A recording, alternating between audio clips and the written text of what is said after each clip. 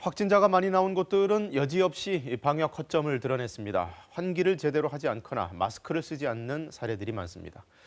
누적 확진자가 이제 160명을 넘어선 서울 강서구의 한 교회의 경우 주말 예배뿐 아니라 평일에도 2달 가까이 부흥회를 이어온 사실이 드러나기도 했습니다. 송락규 기자가 보도합니다. 하루 새 22명의 추가 확진자가 나온 서울 강서구의 한 교회입니다. 지난 9일 첫 확진자가 발생한 뒤 교인들과 가족, 지인까지 모두 162명이 확진됐습니다. 역학조사를 해봤더니 이 교회는 10월 중순부터 지난 3일까지 7주 동안 주 4일씩 부흥회를 연 것으로 확인됐습니다. 지난달에 예배를 부흥회를 하더라고. 그래가지고 엄청난데 저거 위험한데 왜 하나 하다가 난 겁나죠. 난 집이 바로 여기인데. 대부분의 교회 창문이 이렇게 작은 데다가 새벽 예배 공간이 지하에 있다 보니 환기가 제대로 이루어지지 않았습니다. 충남 당진의 한 교회에서도 12일 첫 확진자가 나온 뒤 접촉자 조사 중 94명이 추가로 확진됐습니다.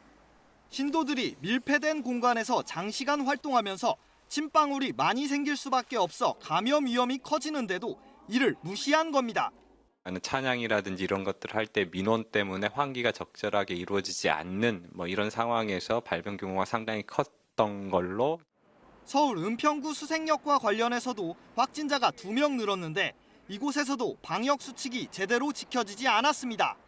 교대 근무를 하면서 거리 두기나 마스크 착용이 미흡하였고 발열 확인, 유증상자 관리, 환경 소독 등 방역 수칙 준수 또한 미흡하여 감염 위험도가 높은 것으로 방역 당국은 집단 감염 현장에 추가로 역학조사를 실시해 해당 시설의 방역 지침 위반이 확인되면 과태료 등 강력한 제재 조치를 취할 예정입니다. KBS 뉴스 송락규입니다.